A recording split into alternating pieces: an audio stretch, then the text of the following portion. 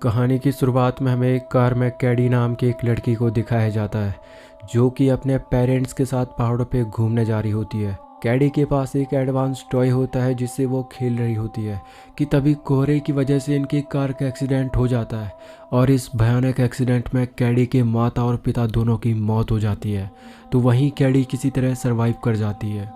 इसके बाद हमें फंकी नाम की एक कंपनी को दिखाया जाता है जो कि बच्चों के लिए एडवांस खिलौने बनाती है और बच्चों को इनके बनाए खिलौने सबसे अच्छे लगते हैं। हमें कैडी की आंट जैमा को दिखाया जाता है जो कि इसी कंपनी में काम करती है और अभी जैमा एक बहुत एडवांस रोबोटिक डॉल बनाने के प्रोजेक्ट में लगी होती है जो कि इतनी एडवांस होगी कि वो इंसानों की तरह फीलिंग्स रखेगी, साथ ही वो हर चीज़ों में इंसानों की मदद करेगी।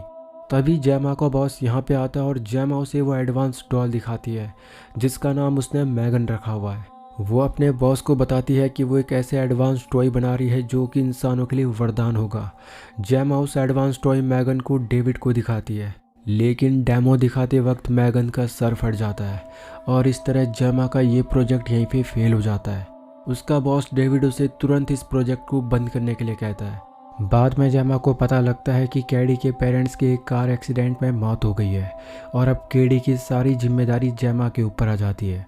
जैमा अब काफ़ी नर्वस होती है क्योंकि उसे नहीं पता कि बच्चों की देखभाल कैसे की जाती है। अब जैमा और कैडी एक ही घर में रहते हैं लेकिन इनके बीच का कनेक्शन बिल्कुल भी अच्छा नहीं होता। हालांकि जैमा कैडी को एक बेटी की तरह पालती है लेकिन कैडी अभी भी अपने पेरेंट्स की मौत के गम से नहीं उबर पाई है। जैमा के घर में एक बहुत बड़ा रोबोट होता है जिसका नाम ब्रूस है। कैडी को ये रोबोट काफ़ी पसंद आ जाता है। जैमा उस रोबोट को चलाने के लिए दस्ताने पहनती है, जिसके बाद जैमा जो भी कुछ करती है वो रोबोट बिल्कुल हूबहू उसकी नकल करता। ये देख कैडी काफ़ी खुश हो जाती है और कहती है कि अगर उसके पास ऐसा ही कोई खिलौना होता तो उसे किसी भी खिलौने की कोई ज़रूरत ना पड़ती। ऐसा सुनते ही जैमा के मन में विचार आता है कि कैडी का बिहेवियर वैसे ही उसके साथ सही नहीं है, तो क्यों ना वो मैगन को दोबारा बनाए जो कि कैडी के अकेलेपन को दूर कर सकती है। इसके बाद वो अपने असिस्टेंट के साथ फिर से मैगन के प्रोजेक्ट पे लग जाती है और दिन रात मेहनत करने के बाद ये दोबारा से मैगन को तैयार कर लेते हैं। इस बार मैगन की टेस्टिंग के लिए जैमा कैडी को अपने साथ कंपनी ले जाती है जहाँ एक कांच की दीवार के पीछे से उसका बॉस भी उसकी टेस्टिंग देख रहा होता है। जैमा मैगन को ऑन करती है और मैगन को कैडी के साथ पेयर कर देती है, यानी कि आज के बाद से मैगन हमेशा कैडी को ही अपना प्राइमरी यूज़र मानेगी और उसका हर काम करेगी।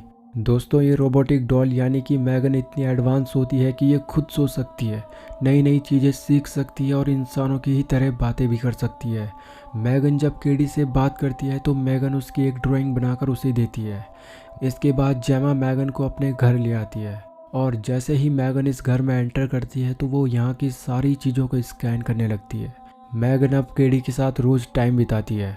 वो कैडी को रोज़ होमवर्क करवाती है, उसे गाने सुनाती है, उसके साथ डांस करती है और सोते वक्त उसे कहानियाँ सुनाया करती है। मैगन अब एक माँ की तरह कैडी का ख्याल रखती है और गलत काम करने पर वो कैडी को टोकती भी है।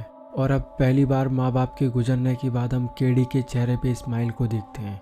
एक खिलौने के रूप में कैडी को मैगन जैसी दोस्त मिल गई होती है तो अब वो सारे गम भूल जाती है। साथ ही मैगन के आने के बाद जैमा भी अपने काम पर फोकस कर पाती है। यहाँ पर जैमा अब मैगन को अपने परिवार का हिस्सा बनाना चाह रही थी तो वो मैगन को अपडेट करना चाहती है। वो मैगन को शट डाउन होने के लिए कहती है लेकिन मैगन कहती है कि वो सिर्फ अपने प्राइमरी यूज़र की ही बात मानेगी। जिसके बाद जैमा उसे कहती है कि अभी कैडी यहाँ पर नहीं है तो उसे सेकेंडरी यूज़र की ही बात माननी पड़ेगी। तो अब ना चाहते हुए भी मैगन को शट डाउन होना पड़ता है। अब अगले दिन जब कैडी तीर कमान से खेल रही होती है तो उसका एक तीर पड़ोसी के गार्डन में चले जाता है। मैगन जब उस तीर को लेने जाती है तो पड़ोसी का कुत्ता मैगन पर अटैक कर देता है। ये देख कैडी मैगन को बचाने जाती है तो वो डॉग कैडी पे भी अटैक कर देता है जिससे कैडी बहुत बुरी तरह इंजर्ड हो जाती है और बाद में इस वजह से जैमा और उसके पड़ोसी में कहासुनी हो जाती है। जैमा कैडी को हॉस्पिटल लेके जाती है तो वहीं हम मैगन को देखते हैं जो कि अब काफ़ी गुस्से में होती है और वो एक टक लगाकर उस डॉग को देख रही होती है और इसके साथ ही हमें पता चल जाता है कि ये उस कुत्ते का आखिरी दिन है। अब रात को जब जैमा और कैडी दोनों सो जाते हैं तो मैगन बाहर जाती है और अपने पड़ोसी के कुत्ते को उसी की मालकिन की आवाज़ में अपने पास बुलाती है और जैसे ही वो डॉग उसके पास आता है तो वो उसका काम तमाम कर देती है। इसके बाद सुबह उसकी पड़ोसन अपने कुत्ते को ढूंढ रही होती है और ये बात जैमा को अजीब लगती है तो उसे मैगन पे शक होता है। लेकिन जब वो कैडी के रूम में जाती है तो वो मैगन को अपने चार्जिंग पॉइंट के सामने पाती है। तो फिर जेमा का शक दूर हो जाता है और वो अपने प्रेजेंटेशन पे ध्यान देती है जो कि आज इनकी कंपनी में होने वाला है। दरअसल आज इनकी कंपनी मैगन को इन्वेस्टर्स के सामने प्रेजेंट करेगी। बाद में कंपनी में मैगन और केडी को एक रूम में टेस्ट के लिए छोड़ दिया जाता है और बाकी सारे इन्वेस्टर्स और बोर्ड मेंबर्स मैगन की परफॉर्मेंस को देख रहे होते हैं। लेकिन टेस्ट शुरू होते ही केडी रोना शुरू कर देती है क्योंकि उसे अपने माता पिता की याद आने लगती है। लेकिन मैगन उसे एक माँ की तरह संभालती है और उसे कहती है कि वो हमेशा उसके साथ रहेगी। मैगन के ऐसा कहते ही सारे बोर्ड मेंबर तालियां बजाने लगते हैं क्योंकि मैगन एक इंसान की तरह फीलिंग्स को समझती है और सिचुएशन के हिसाब से रिएक्ट करती है। तो कंपनी का चेयरमैन जेमा को शाबाशी देता है और 2 हफ्तों के अंदर इस प्रोजेक्ट को लॉन्च करने के लिए कहता है। अगले दिन जेमा केडी से बात करने की कोशिश करती है लेकिन केडी मैगन के साथ इतना खो जाती है कि वो जेमा को इग्नोर करने लगती है। तो फिर जेमा मैगन को टर्न ऑफ कर देती है लेकिन केडी इस बात से काफ़ी गुस्सा हो जाती है और वो फिर से मैगन को ऑन कर देती है। अगले दिन केडी जब थेरेपिस्ट के पास होती है तो जब थेरेपिस्ट उससे सवाल पूछती है तो केडी यहाँ पर फिर से रोना शुरू कर देती है। तो यहाँ पर अचानक से मैगन आ जाती है जो कि थेरेपिस्ट को धमका देती है कि उसने उसे रुला दिया है। फिर आगे थेरेपिस्ट जेमा को बताती है कि जो भी काम और देखभाल जेमा को केडी के लिए करना चाहिए था वो सब कुछ मैगन उसके लिए कर रही है और यही वजह है कि वो मैगन के इतने ज़्यादा क्लोज है जो कि एक अच्छी बात नहीं है क्योंकि केडी को मैगन की एडिक्शन लग चुकी है और किसी भी चीज़ की एडिक्शन इंसानों के लिए सही नहीं होती। रात को जेमा केडी को समझाती है कि अब उसे स्कूल जाना चाहिए ताकि वो सोशल स्किल्स को डेवलप कर पाए। लेकिन केडी कहती कि मैगन उसे सब कुछ सिखाती है तो उसे कहीं भी जाने की कोई ज़रूरत नहीं है। लेकिन जेमा उसे कहती है कि सोशल स्किल सिर्फ इंसानों के बीच रहकर सीखी जा सकती है ना कि किसी रोबोट से, और ये बात कहीं ना कहीं मैगन को हर्ट कर देती है।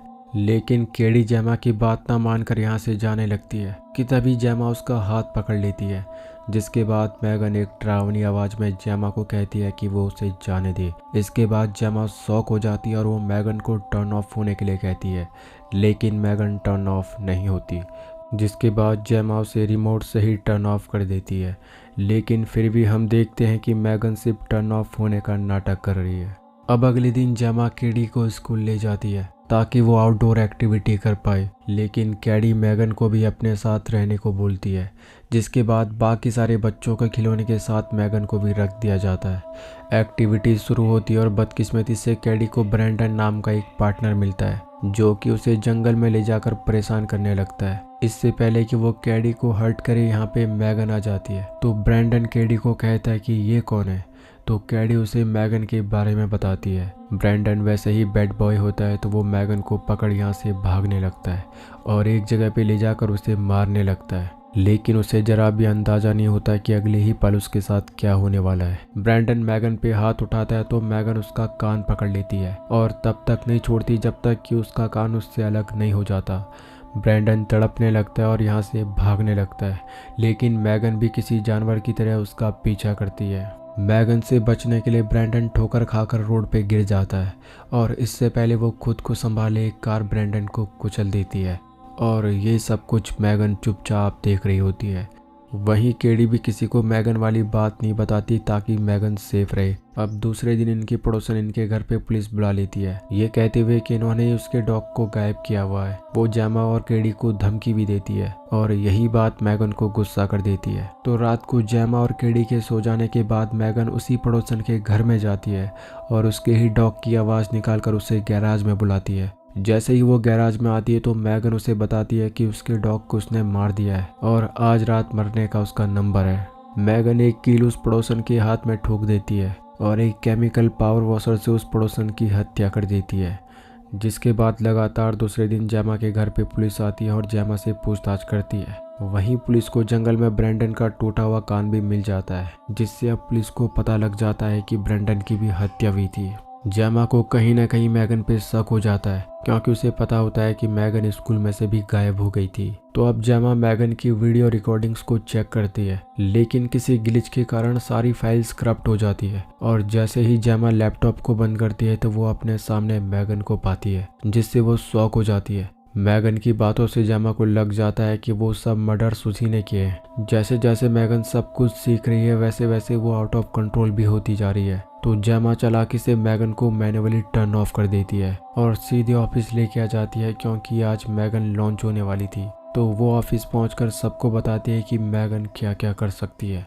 वहीं केडी जेमा के ऊपर काफ़ी गुस्सा हो जाती है और उस पर चिल्लाने लगती है कि वो उसे मैगन को वापस कर दे। तो जेमा उसे थेरेपिस्ट के पास ले जाती है, लेकिन थेरेपिस्ट भी केडी को नहीं समझा पाती और जब जेमा केडी को समझाने जाती है तो केडी जेमा को ही थप्पड़ मार देती है। लेकिन फिर भी जेमा केडी को प्यार से समझाती है और उसे रियलाइज भी हो जाता है कि उससे बहुत बड़ी भूल हो गई थी। उसने केडी को पूरी तरह मैगन पे छोड़ दिया था, जो कि बिल्कुल भी ठीक नहीं था। जो एक इंसान बच्चों को सिखा सकता है वो मशीन कभी भी बच्चों को नहीं सिखा सकती। जेमा को रियलाइज हो जाता है कि उससे बहुत बड़ी भूल हो गई है। अगर वो केडी के साथ टाइम बिताती तो आज वो बिल्कुल सही होती। वहीं दूसरी तरफ जेमा के 2 असिस्टेंट देखते हैं कि मैगन में सचमुच काफ़ी चेंजेस आ गए हैं। जब वो मैगन की इनपुट फाइल्स को देखते हैं तो पाते हैं कि मैगन अपने एल्गोरिदम को ब्रेक कर चुकी है और बिना इजाज़त के काम कर रही है। ये देख वो सोच में पड़ जाते हैं, क्योंकि उन्होंने मैगन की प्रोग्रामिंग इस तरह से नहीं की थी। जब वो मैगन की कोडिंग को चेंज करने की कोशिश करते हैं तो सारे सिस्टम ऑफ हो जाते हैं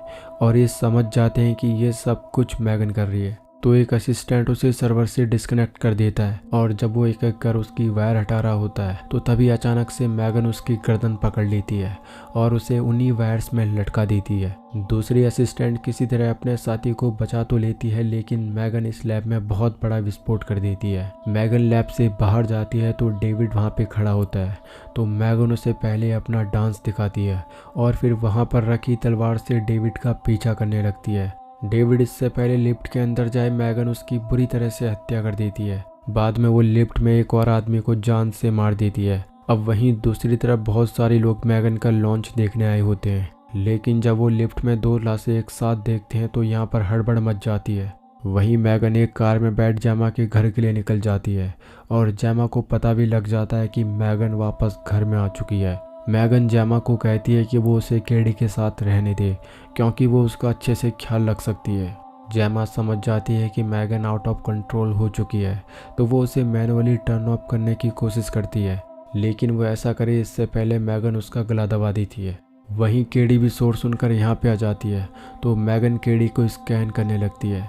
जेमा केडी को अंदर जाने के लिए कहती है, तो वहीं मैगन जेमा पे हमला कर देती है। उसी का बनाया खिलौना अब उसी के लिए मौत बनने वाला होता है कि तब तक जेमा एक वुड कटर को हाथ में पकड़ लेती है और वो मैगन के चेहरे को काटना शुरू कर देती है। लेकिन वो वुड कटर मैगन के बालों में फंस जाता है और बंद हो जाता है। इसके बाद मैगन कटे हुए चेहरे से जेमा पे हमला कर देती है, लेकिन इससे पहले मैगन जेमा को मारे यहाँ पे केडी आ जाती है और वो मैगन को बताती है कि उनके घर में उनके अलावा एक और मेंबर भी है, जिसके बारे में कभी भी मैगन को नहीं पता था। ऐसा बोलते ही केडी पुराने पड़े रोबोट ब्रूस को दस्ताने पहनकर कंट्रोल करने लगती है, जिसके बाद ब्रूस के जरिए केडी मैगन की अच्छे से धुलाई कर देती है और फिर आखिर में उसके 2 टुकड़े कर उसको फेंक देती है। लेकिन इसमें वो बड़ा रोबोट ब्रूस भी डैमेज हो जाता है, जिससे अब वो काम करना बंद कर देता है। वहीं 2 टुकड़े होने के बावजूद भी मैगन अब एक जानवर की तरह केडी पे हमला कर देती है। केडी को बचाने के लिए जेमा बीच में आ जाती है और उसका सर खोलने लगती है, जिसके अंदर मैगन की ब्रेन चिप होती है। जेमा मैगन की ब्रेन चिप को निकालती कि मैगन जेमा का गला दबाने लगती है। यहाँ पे मैगन जेमा को भी मौत के घाट उतारती कि तब तक केडी एक स्क्रू ड्राइवर लेकर मैगन की ब्रेन चिप में घुसा देती है, जिसके बाद अब फाइनली मैगन का अंत हो जाता है। केडी जेमा को खड़ा उठाती है और अब तक यहाँ पे जेमा के असिस्टेंट पुलिस के साथ पहुंच जाते हैं। जैसे ही जेमा केडी के साथ बाहर जाती है तो अब हम एक अजीब सी चीज़ को नोटिस करते हैं। दरअसल हम देखते हैं कि जेमा के घर का एआई डिवाइस अपने आप ऑन हो जाता है और अब हमें पता लगता है कि मैगन अभी भी मरी नहीं है, क्योंकि उसने मरने से पहले घर के एआई डिवाइस में अपनी सारी मेमोरीज ट्रांसफ़र कर दी है। और फिर इसी सस्पेंस सीन के साथ इस कहानी का अंत हो जाता है। तो दोस्तों, आज आपने देखा कि किस तरह एआई डॉल जिसे एक इंसान ने बनाया वो उसी के लिए खतरा पैदा कर देती है और किस तरह से वो कंट्रोल से बाहर होकर मर्डर्स तक कर देती है और मरने से पहले भी वो अपनी सारी इन्फॉर्मेशन दूसरे एआई डिवाइस में डाल देती है ताकि फिर वो कभी फ्यूचर में खुद को एक्टिवेट कर पाए।